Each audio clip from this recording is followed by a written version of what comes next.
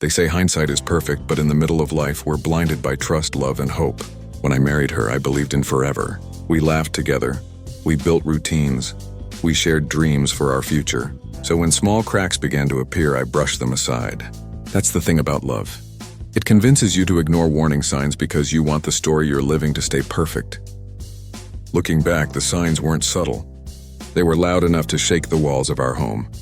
But I silenced my instincts because the idea of betrayal felt worse than any lie I could tell myself. The first change was silence. She stopped texting me during her lunch breaks. Dinners became quiet, filled only with the clinking of forks and the hum of the refrigerator. The woman who once shared everything with me, her frustrations at work, funny TikToks, even gossip about friends, was suddenly guarded. When I asked, she smiled faintly and said she was tired. I believed her, but that emotional distance was the first red flag waving right in front of me. Instead of leaning in, she leaned away. What I failed to see was that someone else was now filling the space where I used to belong. Suddenly, her schedule transformed. Late nights at work became mandatory, gym sessions stretched until 11 p.m., and weekend trips with friends multiplied. I convinced myself she was simply chasing personal growth, maybe rediscovering herself. After all, I didn't want to be the husband who clipped her wings. But deep down, I noticed how these new routines excluded me. She no longer asked if I wanted to join her.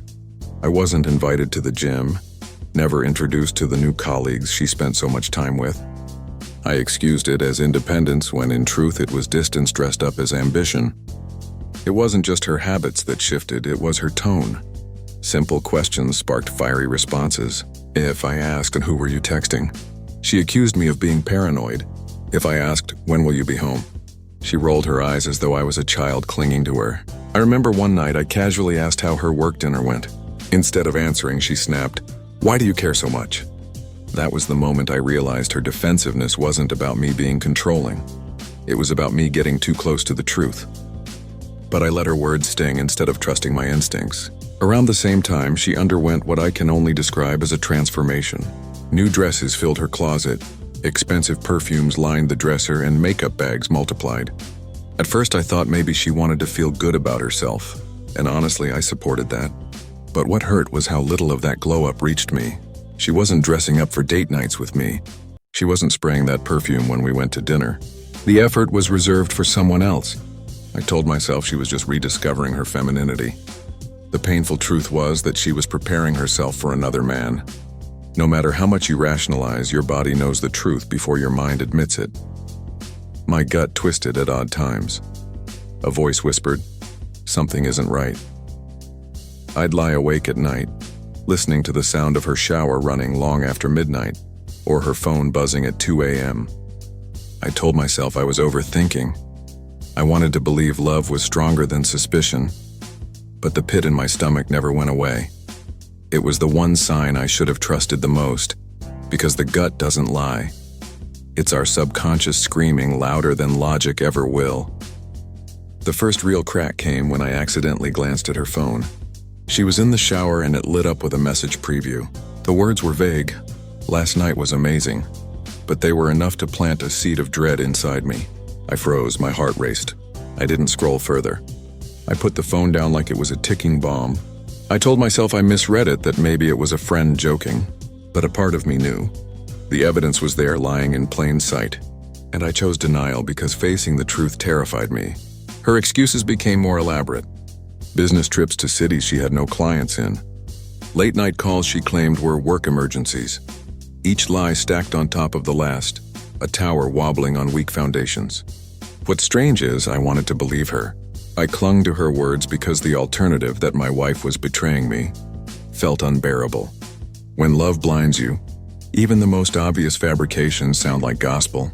I played along in her theater of lies, applauding her performances while ignoring the cracks in the set design. What I didn't expect was that others would notice before me. A friend of mine pulled me aside one day and asked if everything was okay at home. I laughed it off, saying she was just busy, but his eyes told me he didn't buy it. Later, my sister hinted the same thing, mentioning how my wife seemed distracted whenever we all got together. Denial is a powerful drug. Even when the world whispers the truth in your ear, you can choose to drown it out.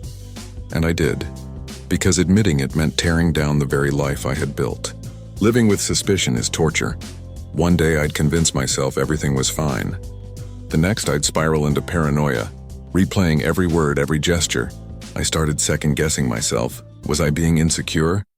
Was I projecting my own fears? That mental tug-of-war drained me. And she noticed. Instead of offering comfort, she weaponized my doubt, saying, "You don't trust me, do you?" She flipped the script until I was the guilty one. It's astonishing how cheaters can manipulate reality, making you feel insane while they're the ones rewriting the truth. The breaking point came when she didn't come home one night. She claimed her car broke down and she stayed at a coworker's place. But when I offered to pick her up, she panicked and told me not to bother. My chest tightened. I couldn't keep lying to myself.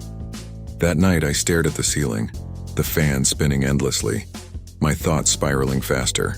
I realized I had ignored too many signs, excused too many lies. And if I didn't face it now, I would lose myself in the shadows of her betrayal. When I finally confronted her, I didn't scream or accuse. I simply asked, "Are you seeing someone else?" She laughed, then grew angry, calling me paranoid. But her eyes betrayed her. They darted away, avoiding mine. Silence filled the room, heavier than any answer. I knew, even without words, I knew. But I needed proof, something undeniable. She stormed out that night, slamming the door, and as I sat alone in the dark, the pieces of the puzzle finally aligned into a picture I didn't want to see. The truth revealed itself in the most brutal way. A week later, while helping her with laundry, I found a hotel receipt tucked inside her jeans pocket. The date matched the night she hadn't come home. The room was booked for 2. My hands shook as I held it. Proof, cold, undeniable proof. My heart shattered, but at the same time, I felt an odd sense of relief. The guessing, the paranoia, the mental gymnastics, they all ended in that moment. The truth hurt, but at least it was real. The fallout was explosive. When I showed her the receipt, she crumbled. First came denial, then anger, then tears. She begged me not to give up, claimed it was a mistake. But betrayal isn't an accident. It's a choice made over and over until it becomes undeniable. I saw through her apologies. The woman standing in front of me wasn't the same person I married. She had been living 2 lives, and I was only a background character in hers. The home we built felt like a stage, and I was tired of playing the fool. In the weeks that followed, I reflected on the 5 signs I had ignored. The emotional distance, the sudden routines, the defensiveness, the glow-up, and the gut feeling. Each one was a warning, a siren blaring in the background. I realized how easy it is to silence those alarms when you don't want your world to collapse. But truth has a way of forcing itself through the cracks. My story wasn't just about betrayal. It was about ignoring myself, ignoring my intuition, and choosing comfort over confrontation. Letting go wasn't easy. I wanted to believe her tears, her promises to change. But I knew better. Once trust is shattered, no amount of glue can make it whole again. I moved out, taking only what I needed. Each box packed was a reminder of the life we once dreamed of, now reduced to fragments. Walking away hurt more than anything I've ever done, but staying in a lie would have destroyed me completely. Sometimes the bravest thing you can do is close the door, even if your heart is still on the other side. If you're listening to my story, there's a reason. Maybe you're suspicious. Maybe you've seen the signs. Or maybe you're ignoring the whispers of your own gut. My advice is simple: don't silence yourself. Don't explain away what feels wrong. Love should never feel like doubt. If you see the patterns I saw, don't wait until you're holding proof in your hands. Trust yourself sooner. Save yourself from months, maybe years of silent suffering. Because the truth, no matter how painful, is always better than living in a lie. Healing is not linear. Some mornings I wake up angry. Some nights I dream about her laughter and wake up missing her. But with time, the pain dulls. I've learned to enjoy my own company, to rebuild the man I lost while trying to hold on to someone who didn't want me. Betrayal takes away your trust, but it doesn't have to take away your future. Slowly, piece by piece, I'm reclaiming myself. And maybe one day I'll love again. But this time I'll love with open eyes, not blind faith. The 5 signs I ignored were not unique. They appear in countless relationships across the world. If you've noticed them, don't brush them off. Don't excuse them away. Betrayal has a pattern, and once you see it, you can't unsee it. My story is just one example of how ignoring the obvious leads to heartbreak. Yours doesn't have to end the same way. You have the power to confront, to choose yourself, to walk away if necessary. Trust your instincts. They're there to protect you. Thank you for staying with me through this painful but necessary story. If it resonated with you, please like this video. Leave a comment sharing your own experience and subscribe to Payback Stories. We tell the stories others are too afraid to voice, so you never feel alone in your struggles. And remember, the gut doesn't lie, the truth doesn't hide forever, and you deserve a love that doesn't make you doubt. Until next time, stay strong, trust yourself, and never settle for less than honesty.